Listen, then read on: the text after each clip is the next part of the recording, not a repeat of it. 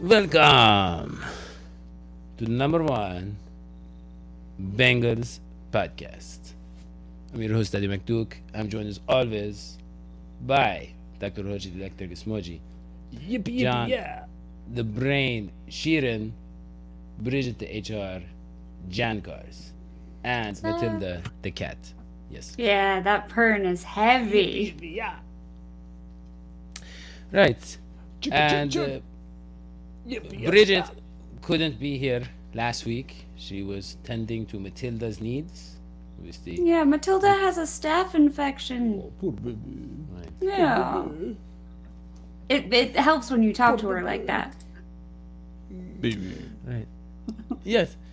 And I've heard that tiger's milk is very effective. Maybe give her a little bit of that. She should be all better, Bridget. All right, I'll get the tiger I took from Joe Exotic out of the garage. Milk it. And Bridget, I've heard that you have a new hairdresser. It looks incredible. Looks Thank very you. good. Yes.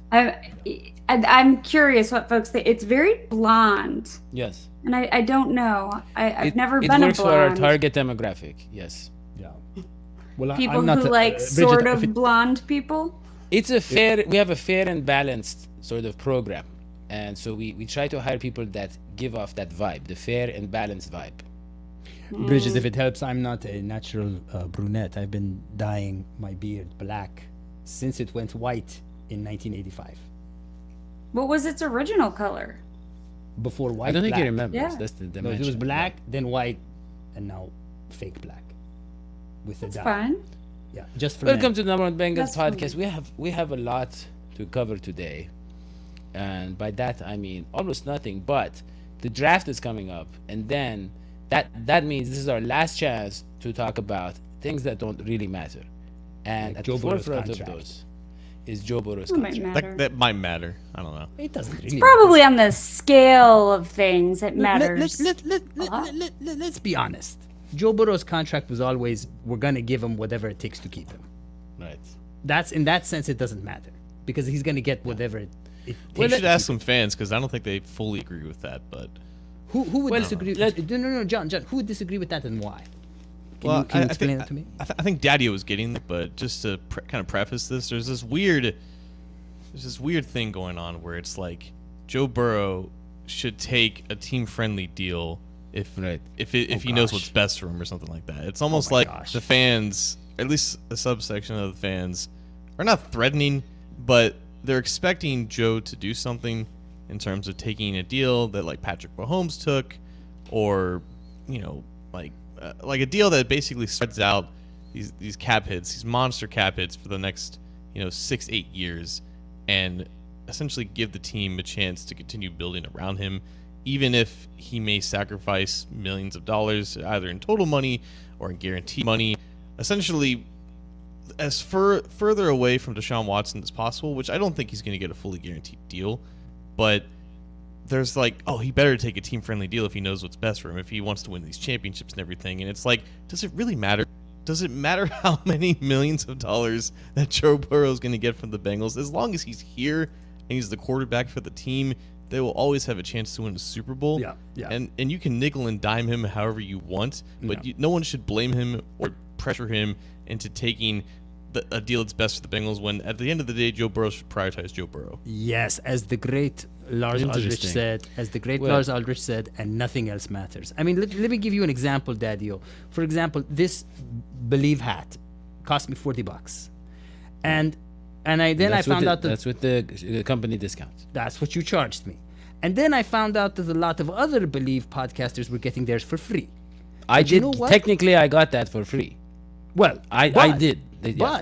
But guess what the difference is between mine and theirs? Mine is worth 40, Theirs is worth zero. Your quarterback is worth what you pay him. Exactly. So you pay the That's a man. great You point. pay the man 500 million. He's a 500 million quarterback. You pay him 450. You're gonna get 450. And that's what the Giants' logic was with Daniel Jones, to your point, John. But No one I else would though. Burrow's got that skyline money now. This is Yeah, gold he star hates money. Skyline. I think he said Skyline's He hates- disgusting. He I thought did, he was, but he's it doesn't. vegan, right? He's vegan. He doesn't like Skyline. I He feel will like eat he's as many not three vegan. ways as possible if it pays him as much money. Exactly. How much? I mean, Burrow I just has say the this. I skyline just say money. I But he would says say it was Joe disgusting. How Burrow. can you promote something you say is disgusting? He's That's Joe not. Burrow. He's not from Cincinnati. Joe He's Burrow from is a Cincinnati. Joe Burrow is a very savvy man, businessman, and I think he's more thinking about the optics, so he doesn't come out looking like, I'm sorry, excuse me, but the Carson Palmer. We all know Carson Right. Palmer. We can't have We have that. that shot of him Yeah. with the hot dog.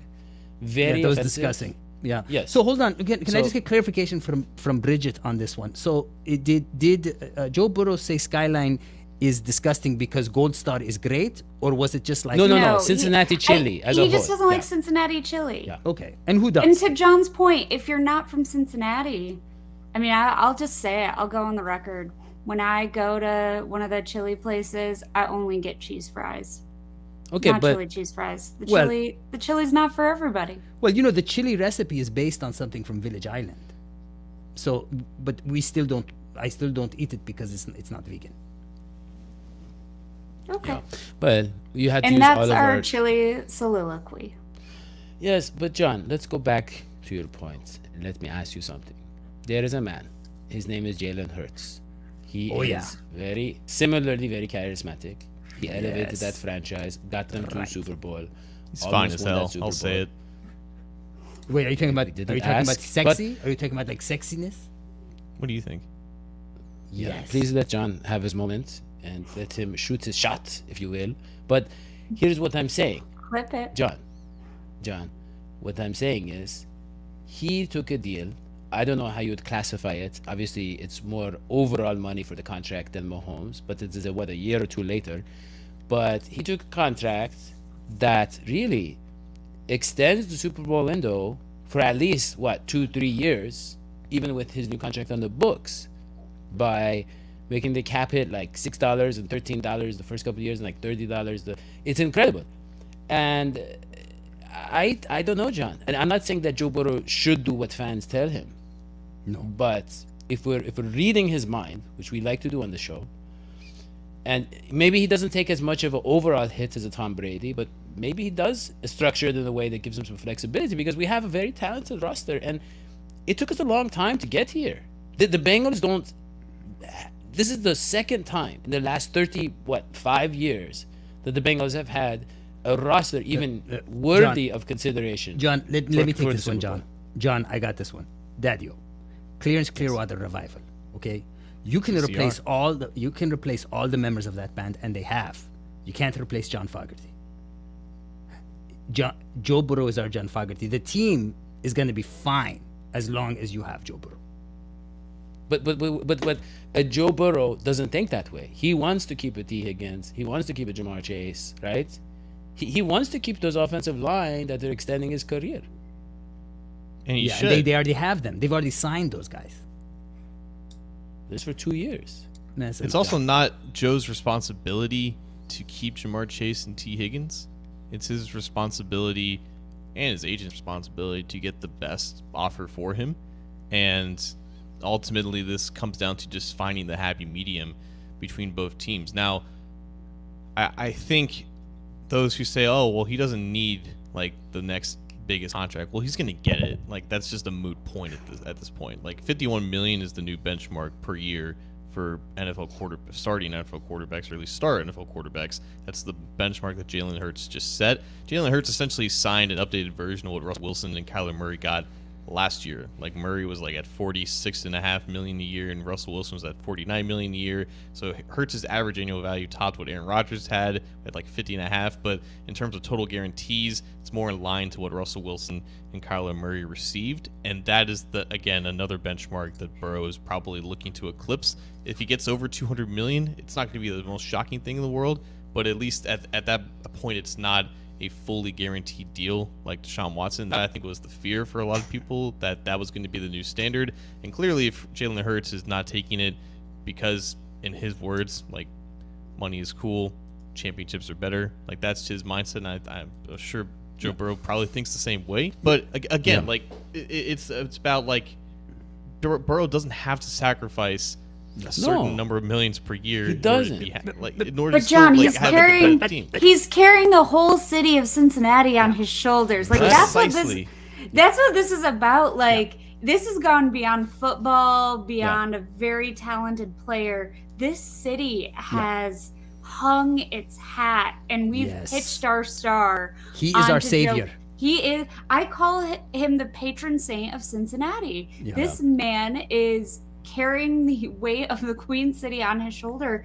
Yeah. And I think it's funny because as you talked about this, Daddy, like in some ways I'm like, I feel the same. Like, come on, man, take a few less million a year. No, it's the opposite. And like, I know, but like we think, and I think this is amazing about Joe Burrow's mystique, right? I love whoever does his PR because we have exalted him to this incredible do no wrong being, and it's really fascinating. It's powerful, isn't it? Yeah. If I may, Daddy, if I may interject here. Bridget was on the roll, but okay. If I may roll into Bridget's role. So, for those of you fans out there, fans of the show, fans of Joe Burrow, fans of the Bengals, who have let there's four of them right now. The frugal spirit of Daddy McDuke enter into your consciousness and corrupt you. And you're thinking in these terms. Let me give you the classic old fable of Aaron Rodgers, okay? Now, Aaron Rodgers was paid fine, but he feels like he wasn't treated well, and he felt that way for a long time with the Green Bay Packers. And he underperformed, and we were talking before the show that probably as a man who's motivated by emotions and, generally, his emotional well-being, Aaron Rodgers might have underperformed, frankly, because he felt snubbed. We know that the Love signing Jordan Love made him feel snubbed.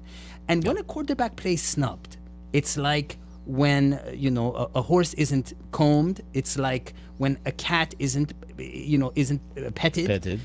What happens? It starts to bite. It starts to act out.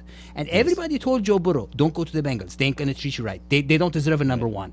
So you want to prove that they don't deserve a number one? No, let me clarify. No, pay him. Give him the largest contract over. I'm saying, John, there are ways to structure the deal so that you have the option of restructuring down the road. No. Not for the Bengals, do that. They don't have the cash. Do that. Yeah. No, they don't exactly. have the cash. Yeah. They don't have the cats. So why don't? But it's also Joe Burrow is saying that his window is his entire career, right? Yeah. And if he signs a deal that's essentially the same as Jalen Hurts, where the cap hits are like 80 and 90 million 5 or 6 years, that doesn't. Like, those years are just wasted because basically a third of the entire salary cap is going to one player. But, of course, the Eagles are going to restructure. They're just going to kick the can down the road. The Bengals aren't going to do that. They're going to front-load Burrow's deal a little bit more. The cap is probably going to be another 100 million. Of course it is. But it's still not. It's all relative, right? Then those cap hits will be like 120 million or 130 And let me just say million. something, John. Let me just say something. People talk about how the Bengals should trade T. Higgins. And you know what? If we didn't have Joe Burrow... Who's saying that? No, hold on. Outside. No, I'm saying people outside the Bengals fan base and the Bengals. What I'm saying, John, is if we had Andy Dalton and we had Jamar Chase... Poor Andy Dalton. I don't want to... If we had a Carson Palmer and we had Jamar Chase and we had T. Higgins and we had all these guys, of course they wouldn't be signing both those guys. It's the fact that we have Joe Burrow that he's made the franchise so much more money, and they know he's going to make them a lot more money, and they know we're going to win the Super Bowl, that they're like, you know what? Let's pay everybody. So what I'm saying, John, what I'm saying is the cash flow for the team is changing. It is changing. This deal with the skyline. Then pay him whatever he wants. Like, if Joe Burrow doesn't get that every day, then no one in Cincinnati history always will be about the team. You'll never be about the players and people. No, John. I'm saying pay him what he wants, but I'm saying do those 80, 90 million cap hits down the road and figure it out then. They should always be pushing to have the best roster they can. And you want that too, John. The other day I saw a tweet, and I don't remember whose it was, but it was someone who was traveling, and they were wearing Bengals memorabilia, Bengals thing, and someone said to them, so were you always a Bengals fan, or are you just riding the train? You see? So we never had that problem before, Joe Burrow. So we are a team where people are buying Bengals clothing that don't even live in Cincinnati. That's Right. amazing. That is amazing. On purpose, yeah. On purpose. The way I And- bought that hat. Yeah. But, okay, let us move on. Let's move on. Let us move on. And I want to talk about another Bengals player who also is creating money issues for the team. A lot of things they have to consider. It's Joe Mixon.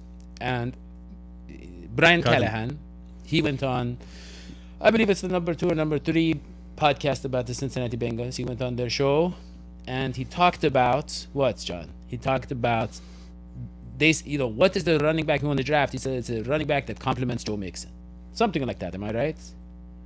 I mean, those are words that he said, but you how don't much believe is him. it believable? No, because here's why. Joe Mixon's on the team right now. That's Right. just what it is. Is he going to be on the team a week now? Nobody knows, because the draft is ultimately going to decide how this running back group looks going forward. I think they will draft a running back relatively high, and I think drafting that running back high gives the Bengals leverage to say, hey, Joe, we like you, we would like to keep you around, but we probably don't want to do so at your current cap hit. We have a lot of money to be paid to Joe Burrow and T. Higgins if we want to get these deals done, and then we'll offer Joe Mixon that pay cut if they haven't already. Joe Mixon will either accept it, he'll be on the team along with this new running back, or he'll decline. The Bengals have leverage now with at least one rookie, and they can go out and get an Ezekiel Elliott for significantly less than what Joe Mixon's paying. So right now, I think in their minds, they feel confident about Mixon staying on for a lesser cap hit, because again, it just seems like a non-starter paying him that much money when you have plans to pay T. Higgins and Joe Burrow increased salaries because of those extensions. So yeah, it makes sense why they would want to pair Joe Mixon with a certain running back or a certain style of running back, but if it's that actually going to be the plan, we have to wait and see. Yeah. But I mean, the point is as an offensive mind, he is okay with the idea of Mixon kind of being the first and second down back.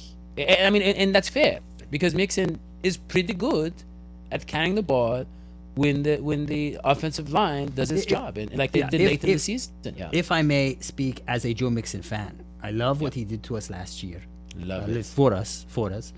And I want to tell a quick story about what I think we ought to do with Joe Mixon. It comes from a practice that we did in South Village Island, where we were very poor. When we would run out of resources, the oldest person in our family, when they would fall asleep, we would move. And the reason we would do that, we didn't have enough food to feed that person. So they would wake up and we'd be gone, and good luck. And I love Joe Mixon, huge fan, but I think it's time that we moved on. And maybe while he's asleep, we just disappear. Okay, and you are a huge fan, you're saying? Huge. Yeah. There's also other things that Mixon's dealing with right now that the team can't really comment on until they get clarity on it. So it's also just kind of the same thing. It's the status quo is what it is, but Time to move on. may not be going forward. We need some fresh legs. Sorry, Joe. Huge fan. Yeah. Well, that's fair. I have a Mixon jersey somewhere. I mean, I'll wear that. Yeah, I will. But that's about as far as I'll go in supporting Joe Mixon. Well, the draft is coming up. Bridget, will you be representing the show at the draft again? I will not be. Bridget, you failed to mention the show last time you were on the stage of a national TV. No, I know. It must have slipped my mind. Yeah, I want to thank all the guys who got me here, Daddio, Hoji, John. That would have been nice. No, I messed up. I will not be in Kansas City, and I'm not mad about that, because I don't need to go to Kansas City more than one time in a calendar year. That's enough Kansas City for me. But I will be at Paycor on Thursday night, hanging out with some fans, and that should be fun. Yeah. A little draft party action. Little draft party. Yeah. Kansas City is just not John, my favorite place. This isn't a draft we I love need to how be at. I love how little we care about the draft at this point. That's how great teams are. It's such a small thing, a trifle. Maybe we'll get this guy, maybe we'll get who really cares? We're awesome. I love that. Here's what I've discovered about that, because I've been following the draft for 10 years now, and a lot of the conversations end up being the same. You go back and forth about certain players. Sometimes your stances change, but people have sides and agendas that they want to push about players. And then as soon as the team makes the pick, then your whole perspective changes. Whether or not you love the player or you didn't like the player going forward, you then see a new perspective of now the player is officially on the team, and you start to think, okay, how does he actually fit and everything, and everything before that is basically moot. So the draft is just such a waste of time. Sort of like there's 2 months or 2-3 months between the games being played and then the draft. If it all just happened in about a week, this whole process would go a lot smoother. Well, that would put you out of business, John. But I mean, I would say I think Hoji can. Go ahead. I think Hoji can definitely identify with this. What John just described is like having a child, right? Before the child is born, you're like, it's going to be beautiful, it's going to be smart. And then you're born, and it's born, and you have this little, goblin sometimes. Yeah. And you have to justify this. Say, no, actually, I always wanted a goblin. That's what John is saying. Did your parents say that was about Hoji, not you? We're not. Yeah, this is very interesting. John does not know that we are not related. He thinks that is a little bit. Yeah, that was a microaggression, John. Yeah, we don't all come from the same mom and dad. I think we all thought you were related. Yeah, that's. You're on record at least 20 times of saying that you're brothers, but from the same village. See, John, that is he thinks we're inbred. John, that is not. Yeah. No one said that. No one said that. Well, so marrying cousins on Village Island does not count as inbreeding. So we are not, because our parents were cousins, but we are not related. Yeah. All right. Well, let me just say that if you want more great insights from John Sheeran, you can go to A2Z Sports.com/Cincinnati. It's a beautiful link. It makes me want to click it. Click it. Yes. You know you you can only click. Yeah, it's interesting. The only thing you can click follow us on the Twitter. Patreon. Yeah, only the Patreon link works. And speaking of Patreon, we had two new patrons. You go, that we didn't tell Bridget. Well, no, it was like 2 months ago. But just to catch Bridget up, Bandana and Niloy and Ricky Sturworth. Yes, thank you. Speedman, WCC, Jocelyn. Sorry, all beautiful people. This is what you get. Sorise, Nathan Sturworth, Rick S. Rick S has been around for a while. Alice long time. Yeah. Nick Marks. I remember Nick Marks. Bengals captain, the old captain. Nick Marks, by the way, Derek capitalist. Davis. Just to be clear, he's a capitalist. Yes, all of these great people. And John, any final thoughts before the draft? I don't know who the Bengals pick, but he'll be good. Even if he's bad, he'll be good. He'll be a handsome goblin. I would say this. I like Michael Meyer. I saw in the comments. I like Michael Meyer at 28. Yeah. I don't think he's gonna make it, but that'd be nice. Yeah. I don't really care. Any tight end is going to have the same results playing with Joe Burrow. My approach. Yeah, my approach to the draft is Mr. Draftman. Who's the guy who's in charge of that? It's Toby something. But what's the guy we have that does all this great drafting in the Bengals? Toby Duke. The Duke. I mean, honestly, he's so great. We have always been so great at drafting. So I say, Not Mr. always. Toby Duke. We had a bad 5 or 6 years. Yeah. Make me a dream. Make him the most talented that we've ever seen. Give him 2 hands that are actually sizable and not small. Yeah. Hopefully not webbed feet, that we have to justify. Mr. Toby makes me a dream. Yeah. Let me just say this. Yeah. I'll just say me and John. Yeah, go ahead. No, say your piece. Well, I was going to say me and John are going to definitely try to cover every day of the draft, John. We're going to do our best to do quick shows right after the draft. Yeah. I'll give you my analysis. John will give you his hot takes. Yeah, go ahead, Bridget. No, I'm just wondering, now that there's a new quarterback in the AFC in Aaron Rodgers, does that change anything for anyone? John, is that even a threat at all? Yes, it is. Because we were never really great against the Jets. Yeah, when they had a backup starting. Yeah. Well, they beat us with Mike White. All right. I mean, they've something about the Jets and the Browns. I don't get why. I don't trust Aaron Rodgers until I see it again. Like Aaron Rodgers is one of the best he's ever played.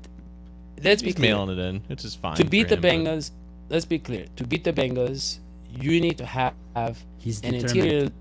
You need to have an interior defensive lineman that can wreak havoc on an offensive line. with the pass rush. Wait. And then, Okay. Okay. you need to have an offense that can do just enough. Stop. Have you guys ever been to Green Bay? Have you? Never want to. Okay. Never will. Okay. Stop right there. None of us Miserable. have. Okay. Have you ever been to New York? Yes. Okay. Where would you guess your energy levels are going to be higher? No offense to people from Wisconsin. Green Bay, I'm going to be drunk all the time. And then also, And eating so much good cheese. yes, my energy, I'm very, Everything. how do I say that? I have a lot of bursts when I go to Green Bay. A lot of bursts. No, that cheese slows Little down your system. clouds, midsection clouds. I tell you, everything is better in you. Even a quarterback, as no offense, I love you, Eli Manning, as talentless as Eli Manning could do well in New York. Trust me. The Aaron Rodgers that we used to see is the Aaron Rodgers you're going to see. He's going to practice Brett hard. Favre. He's going Brett to be Favre went to the surrounded by Jets. people who love him. Brett Favre went to the Jets and had his only bad year, I would say. Really bad year in the Jets. So Brett Favre and Aaron Rodgers, as much as I'm a Brett Favre fan, are very different quarterbacks. Because Aaron Rodgers is not really hitting his full potential. Brett Favre always surpassed his potential. He was what you call a gunslinger who got really lucky and did some crazy stuff. But Aaron Rodgers is really one of the best who's ever played this game. And I say that as a QB coach. The man is impeccable. He's everything that people say other great quarterbacks are, except he's emotional, he's lazy, and he hates Green Bay, and let's be honest. And he gets that's what I keep real saying. bad haircuts. And really bad haircuts, and he's got weird views on vaccines. No offense, Daddy. none taken. And with that, don't forget to subscribe and turn on notifications. Follow John on a2zsports.com/Cincinnati. And check us out on wherever you find your podcasts. And follow Bridget on Twitter again, just from a distance. What do I do? Keep your distance. Me. Follow me. Follow me. Follow Hoji. Follow me. Yep. Well, you should have See you next recorded time. that. That could have been my one intro video. Exactly. We'll see you next time. So long. Sweet pies.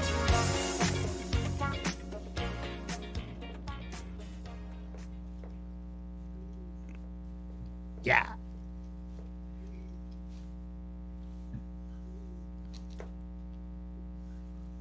Yeah.